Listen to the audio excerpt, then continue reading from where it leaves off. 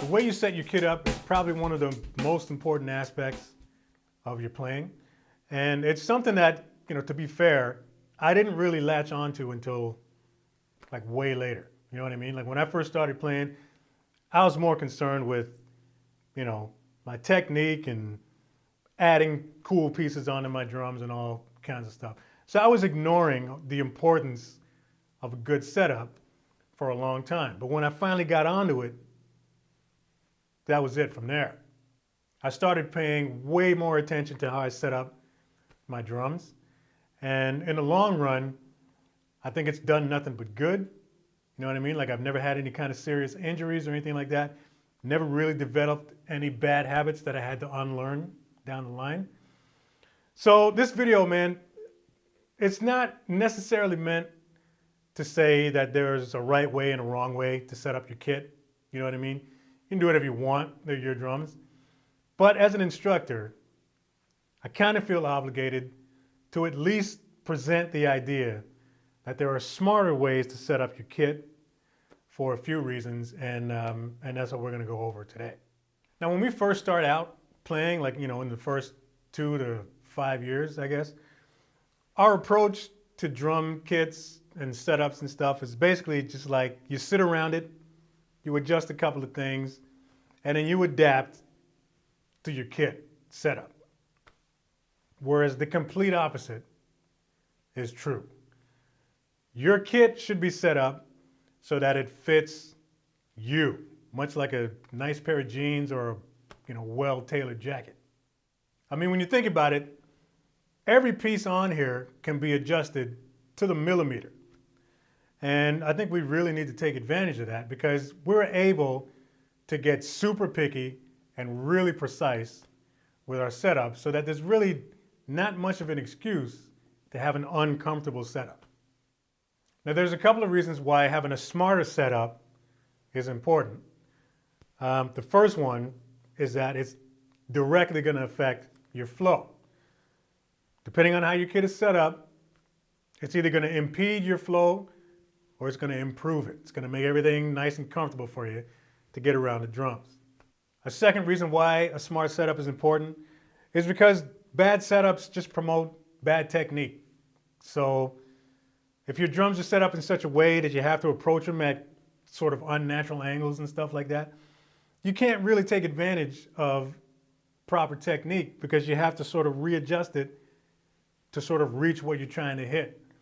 And it's just not good for the third reason that I'm going to say, and that's just injury. It just prevents injury when you have proper setup.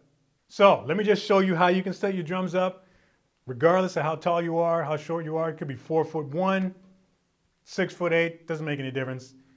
These little tricks and principles can apply to everyone to make sure that you have a proper setup, and it'll just help you sound better down the line. All right, so when you're setting up your drums, the important thing to remember is that it doesn't start with the drums. It always starts with you, all right? So the first thing you need to do is just sit down.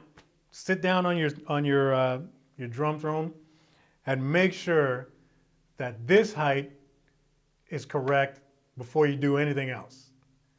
Because the way you set everything else up is totally going to be dependent on where you're seated and how you're seated to begin with. So before I even touch any of the drums, the first thing I do, set up my seat and I sit down. And I want to make sure that my thighs are on a little bit of a sort of a downward angle. This has a couple of effects. First thing, of course, is that it's going to prevent any kind of back injuries or anything like that.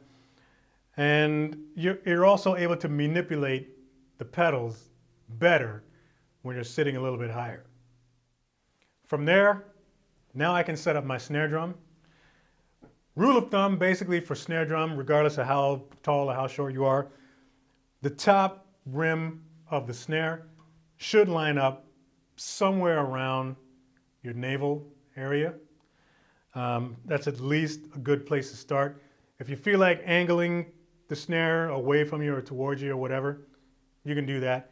just don't angle it towards you at too steep of an angle, because you end up having to approach it like this, and this is just sort of a unnatural way to hit your snare, especially on a repetitive sort of basis with all that force. So you don't want to set your snare at too steep of an angle sort of towards you, because again, it's not good for down the line. So yeah, set it up.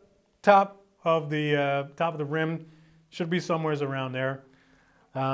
If you're a traditional grip player or a match grip player, or if you flip back and forth, there is a happy medium that you can get for snare height where you can comfortably do both.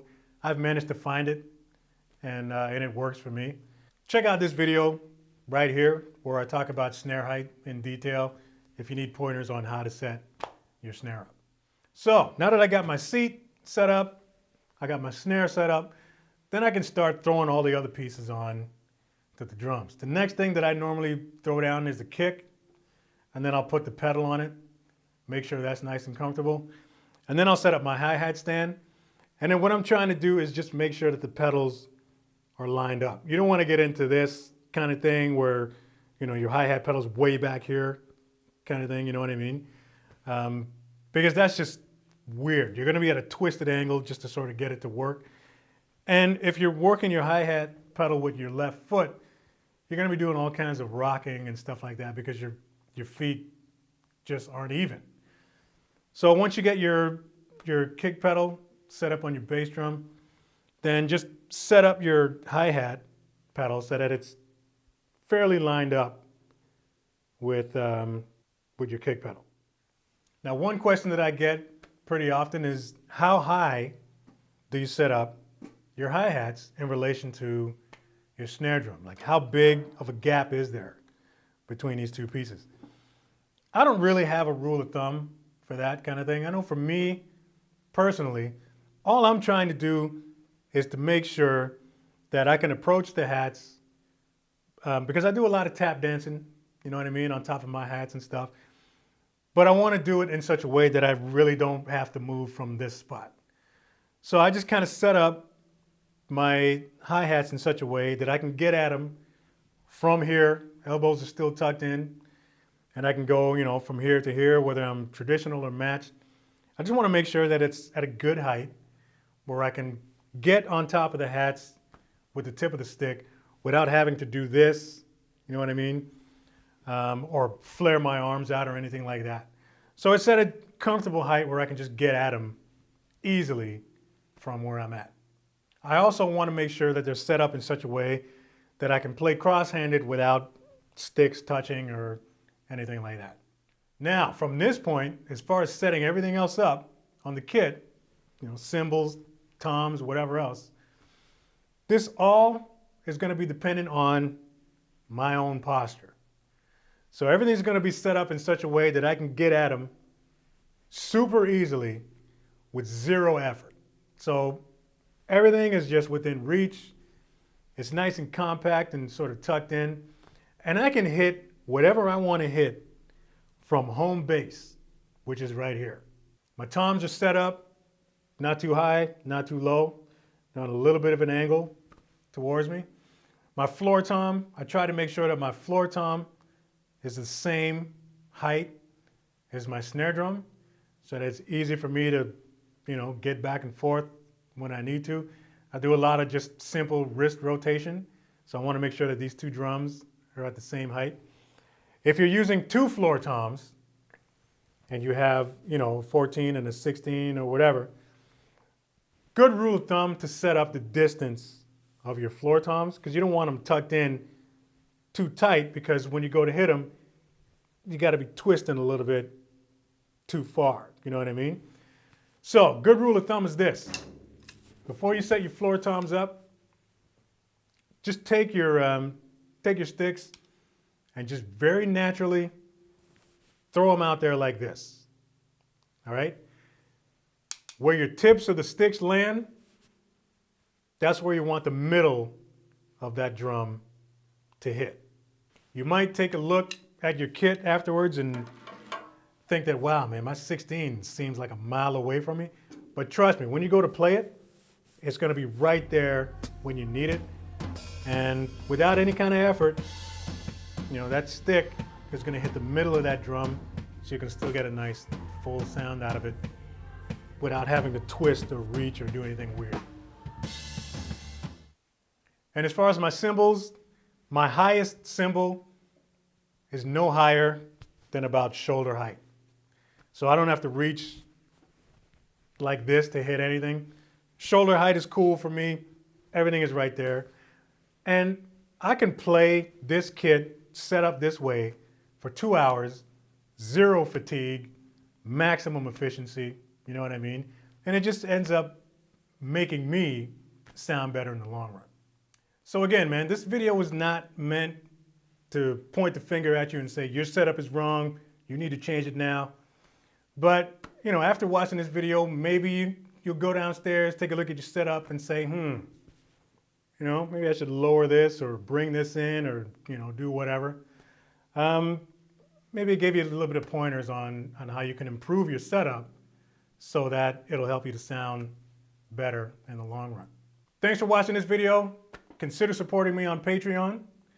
If you'd like to see this channel grow, there's a link in the description box below that you can click on to find out how you can support. And yeah, that's about it, man. Like, subscribe, of course. See you next video.